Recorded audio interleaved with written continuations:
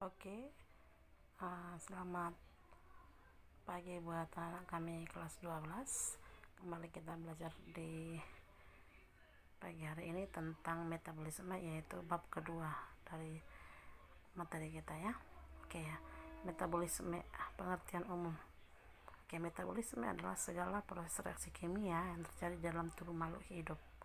Baik itu makhluk hidup mulai dari makhluk hidup yang berskala satu yang paling sederhana seperti bakteri, protozoa, sampai kepada makhluk hidup yang lebih kompleks yaitu pada manusia. Dalam tubuhnya terjadi metabolisme, yaitu mengubah dan memakai senyawa kimia dari sekitarnya untuk mempertahankan hidupnya. Itu artinya metabolisme. Oke, pada metabolisme nanti untuk supaya bisa berlangsung seluruh reaksi kimia dalam tubuh kita, maka membutuhkan yang disebut dengan enzim. Oke, enzim itu nanti yang berperan sebagai biokatalisator. Ya, apa itu biokatalisator? Yaitu dia yang nanti yang mempercepat satu reaksi kimia tanpa mengubah komponen enzim itu sendiri. Ya, jadi katakanlah dia protein yang bertindak sebagai biokatalisator. Oke, nanti kita akan bahas selanjutnya tentang komponen enzim. Nanti berikutnya bagaimana cara kerja enzim, ya, dan apa saja faktor yang mempengaruhi kerja enzim. Dan berikutnya, yang pertama sekali yang perlu kita ketahui adalah sifat-sifat enzim. Oke, yang pertama, sifat enzimnya adalah enzim adalah protein. Jadi bahan dasarnya adalah protein. Ya, yang kedua,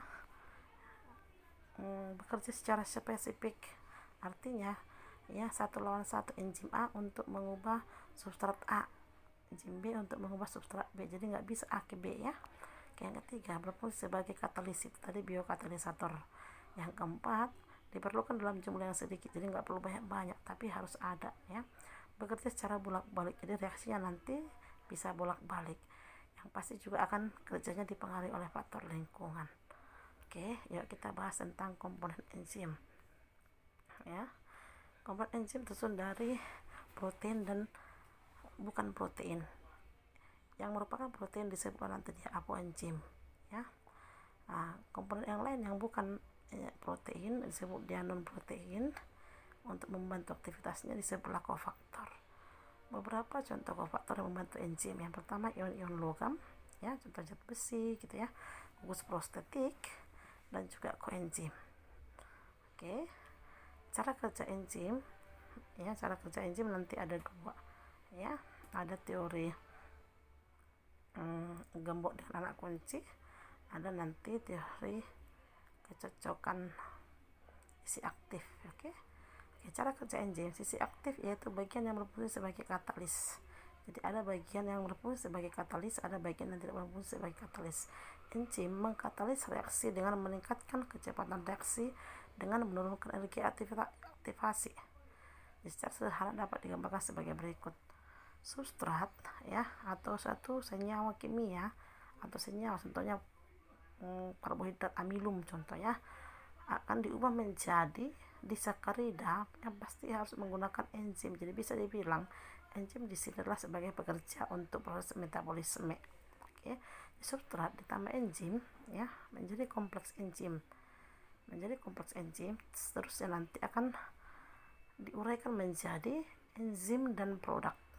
Jadi enzim dan produk, jadi artinya yang berubah nanti di sini adalah substrat menjadi suatu produk, sementara enzim walaupun di awal dia bereaksi tapi nanti setelah selesai kerjanya dia kembali ke bentuk semula, maka dikatakan dia biokatalisator ya. Dia mempercepat suatu reaksi kimia tanpa mengubah komposisi atau mengubah struktur enzim itu nanti ya.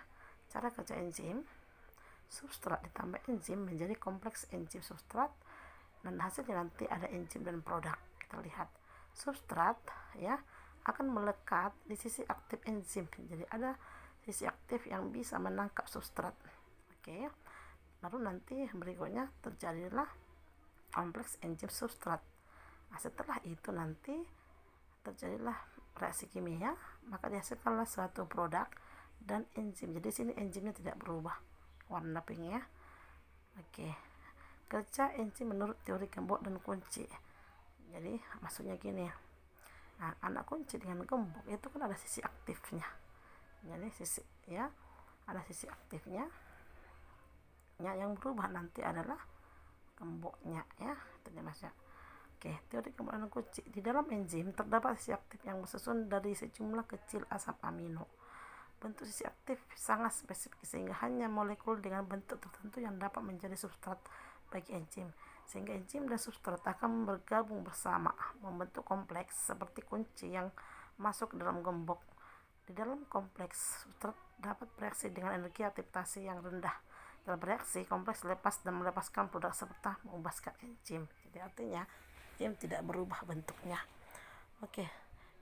Teori yang kedua, kalau teori pertama tadi teori kemudahan kunci, sekarang teori yang kedua teori kecocokan terinduksi.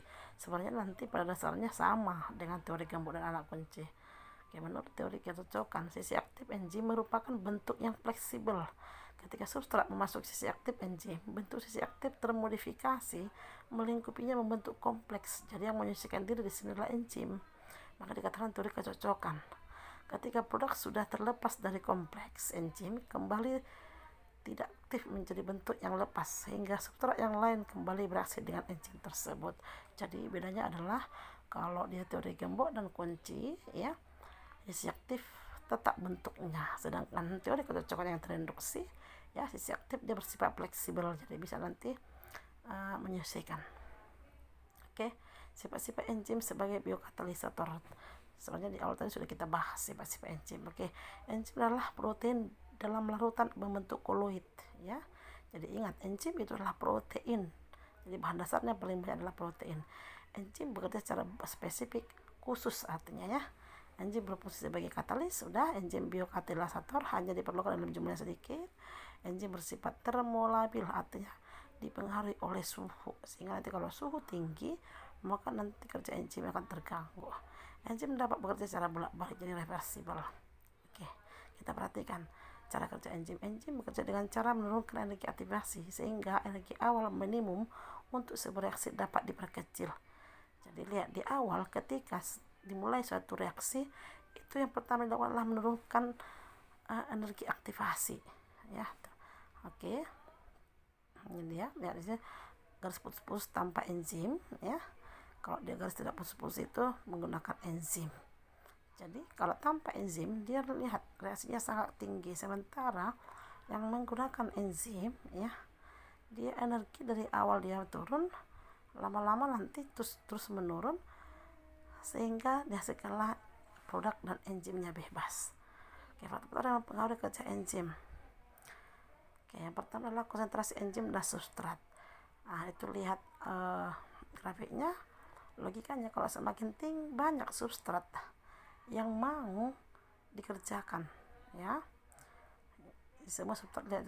Jadi kita garis yang itu garisnya itu semua substrat terikat di situ ya. Konsentrasi enzim sumbu X ya, kecepatan reaksi itu sumbu Y. Jadi kalau semakin banyak enzim maka reaksi lebih semakin cepat. Makin banyak substrat yang mau direaksikan maka daripada enzim maka reaksi kimia lambat. Oke, itu dia. Terus faktor yang mempengaruhi enzim, suhu itu. Pada suhu yang lebih tinggi, kecepatan reaksi molekul substrat meningkat. Ya, pada suhu yang lebih tinggi kecepatan reaksi molekul substrat meningkat sampai batas suhu tertentu. Suhu terlalu tinggi di atas suhu maksimal menyebabkan rusaknya denaturasi enzim. Jadi ada suhu optimalnya. Kalau melewati suhu optimalnya maka enzimnya akan rusak. Denaturasi artinya adalah rusaknya bentuk 3 dimensi enzim, menyebabkan enzim tidak dapat lagi berikatan dengan substrat, jadi rusak total. Oke, faktor yang ketiga adalah pH atau derajat keasaman, juga mempengaruhi aktivitas enzim. Perubahan kondisi asam dan basa mempengaruhi bentuk 3 dimensi enzim dan dapat menyebabkan denaturasi enzim, jadi bersama dengan suhu. Setiap enzim memiliki pH optimum. Sebagai contoh, pepsin memiliki pH optimum sekitar 2, sedangkan amilase memiliki pH optimum sekitar 7,5, jadi agak basah. Jadi kalau dia tadi udah asam ya. Oke, ada lagi selanjutnya aktivator dan inhibitor. Aktivator mengaktifkan molekul yang mempermudah ikatan antara enzim dengan substrat ya. Molekul yang mempermudah ikatan antara enzim dan substrat disebut aktivator. Contoh aktivator adalah ion klorida yang berperan dalam aktivasi amilase dalam saliva atau dalam saliva itu kelenjar air ludah ya. Sementara inhibitor inilah yang menghambat ikatan enzim dengan substrat, jadi ada penghambat. Contoh inhibitor adalah ion cyanida. Ion cyanida menutupi sisi aktif enzim yang terlibat dalam respirasi. Makanya kalau orang keracunan ion cyanida ya menghalangi enzim bisa masuk yang membantu respirasi, maka ion ini menutupi sisi aktif enzim. Oke. Nah, sini dibahas lagi tentang metabolisme. Oke, itu tadi tentang enzim yang merupakan sebagai pekerja untuk melangsungkan reaksi kimia di dalam tubuh makhluk hidup. Oke, di dalam tubuh kita nanti di rumah makhluk hidup metabolisme adalah rangkaian reaksi kimia yang terjadi dalam sel. Berdasarkan tujuan metabolisme dibagi menjadi dua, ada katabolisme, ada anabolisme.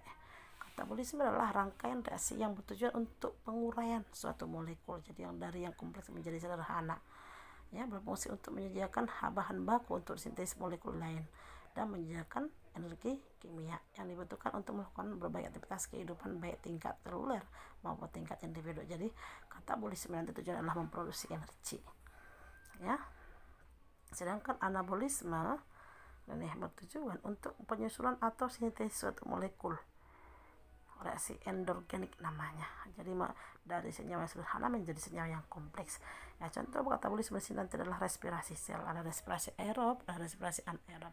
Sementara contoh anabolisme nanti adalah ada fotosintesis maupun kemosintesis nanti, ya. Nanti satu persatu kita akan bahas baik respirasi aerob, respirasi anaerob, fotosintesis dan kemosintesis. Kita akan bahas selanjutnya, pertemuan selanjutnya. Terima kasih, ya. Sampai di sini pertemuan kita untuk penjelasan tentang pendahuluan materi tentang metabolisme. Sekian dan terima kasih.